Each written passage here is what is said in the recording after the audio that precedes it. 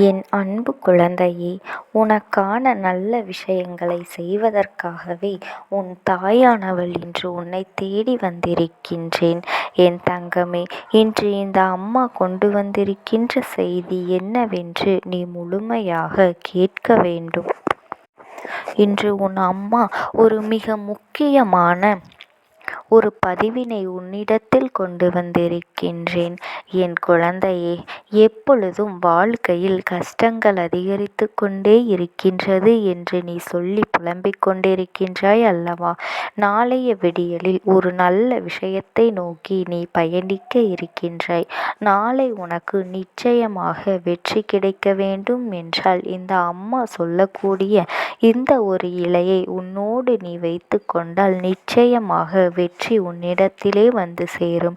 உன்னை விட்டு அந்த வெற்றியானது நழுவி சென்று விடாது. அது மட்டுமல்லாமல் நீ அடைய வேண்டும் என்று நினைத்ததை நிச்சயமாக அடைந்தே தீருவாய். உனக்கு கிடைக்க வேண்டும் என்று ஆசைப்பட்டு நீ எந்த ஒரு பொருளை நீ ஆரம்பிக்கின்றாயோ, தினத்தை நீ ஆரம்பிக்கின்றாயோ, அது உனக்கு முடிவடையாது. என் தங்க பிள்ளையே, அம்மா சொல்லும் பொழுது நீ நினைக்கலாம், ஒரு இலை அப்படி உன் வாழ்க்கையே மாற்றி காட்டும் என்றால் அந்த இலையை மட்டும் வைத்து கொண்டு நான் வீட்டிலேயே இருந்து விட்டால் எனக்கு வெற்றி கிடைத்து விடுமா அம்மா என்று நீ கூட கேட்கலாம்.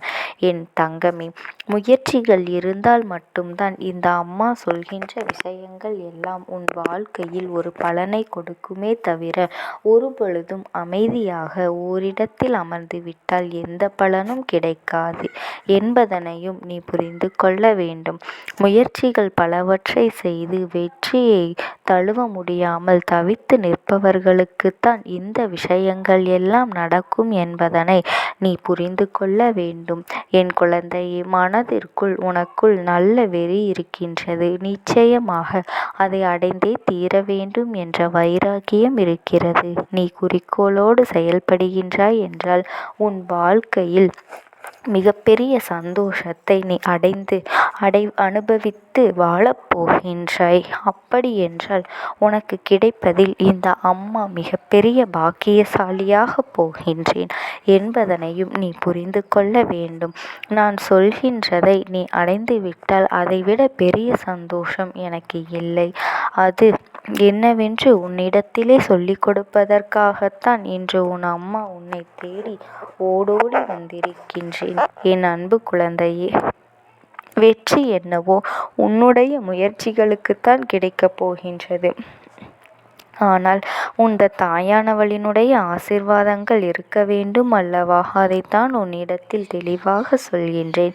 நாளைய விடியலில் நீ வெளியே செல்லும் பொழுது இந்த அம்மா சொல்லக்கூடிய ஒரு இலையோடு இன்னொரு பொருளையும் சேர்த்து காகிதத்தில் மடித்து வைத்து கொள்ள வேண்டும். அதன் பிறகு அதை உன்னுடைய வேலை விஷயமாக எங்கு சென்றாலும் சரி, அல்லது தொழில் விஷயமாக அல்லது ஏதேனும் பிரச்சனைகளை சார்ந்து நீ போகின்றாய் என்றால் அங்கெல்லாம் அதனை நீ எடுத்து சென்றால் உனக்கு நிச்சயமாக நல்ல தீர்வானது கிடைக்கப் போகின்றது. அது மட்டுமல்லாமல் நாளை முழுவதும் அந்த பொருள் உன்னோடு இருக்க வேண்டும், அவ்வளவுதான். அதிலிருந்து வரக்கூடிய அத்தனை சக்திகளும் இணைந்து நாளை நீ செய்கின்ற எல்லா செயலிலுமே உனக்கு மிகப்பெரிய புத்துணர்ச்சியை கொண்டு வந்து கொடுக்கும். அது உனக்கு நாளை வெற்றியையும் பெற்று கொடுக்கும். உன்னுடைய கைகளில் பணவரவு அதிகமாகும். பணவரவு அதிகமாவதோடு மட்டுமல்லாமல் உன் கையிலிருந்து பணம் செலவாகும் என்பதனையும் தடுத்து உன்னுடைய வருமானத்தை அதிகரிக்கும். என் தங்கமே, பணத்தை உன்னிடத்தில் கொண்டு வர சேர்க்கக்கூடிய வசியத்தையும் அது கொடுக்கும் என்பதனை நீ மறந்து விடாதே. நீ நினைத்த காரியத்தை நினைத்தபடியே முடித்து கொடுக்கக்கூடிய அத்தனை சக்திகளும் அந்த பொருளுக்கு இருக்கின்றது என்பதனையும் நீ மறந்துவிடக் கூடாது. என் செல்லமே, நாளைய விடியலில் நீ எடுத்து செல்ல வேண்டிய அந்த இலை என்ன தெரியுமா? துளசி இலைதான். அந்த துளசி இலையோடு சேர்த்து நீ வைக்க வேண்டிய இன்னொரு பொருள் பச்சை கற்பூரம். என் தங்கமே, இவை இரண்டையும் ஒன்றாக காகிதத்தில் மடித்து வைத்து கொள்ள வேண்டும். ஏனென்றால் இலை இரண்டுமே தெய்வ சக்தி வாய்ந்தது மட்டுமல்ல, நேர்மறையான ஆற்றலை கொடுக்கக்கூடியது, அதிக மகத்துவம் வாய்ந்தது என்பதனையும் நீ புரிந்து கொள்ள வேண்டும் அல்லவா? இவை இரண்டையும் சேர்த்து வைக்கும் பொழுது இதற்கான பலன்கள் உனக்கு அதிகமாக கிடைக்கும் அல்லவா? பொதுவாக துளசி இலைக்கு சக்திகள் அதிகம். அதனோடு பச்சை கற்பூரத்தை சேர்த்து வைக்கும் பொழுது ஒரு சாதாரண சக்தியை நீ மாபெரும் சக்தியாக மாற்றப் போகின்றாய் என்று வைத்துக்கொள். இதுவரை உன்னுடைய வாழ்க்கையில் எல்லாமே உனக்கு ஏற்றது போலதான் நடந்து கொண்டிருக்கின்றது.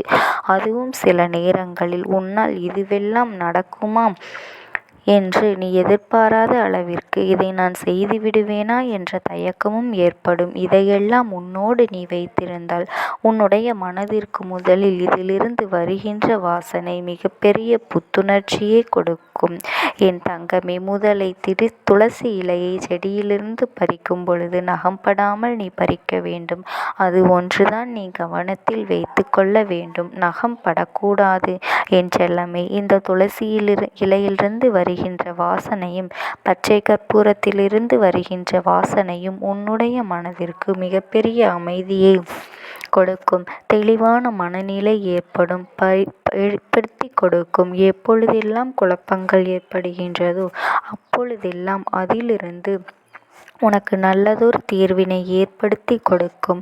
உன்னிடத்திலிருந்து நீ விரும்பும் பொருளை கொண்டு வந்து சேர்ப்பதற்கான வசியத்தையும் அது உருவாக்கி கொடுக்கும் என்பதனை நீ மறந்து விடாதே.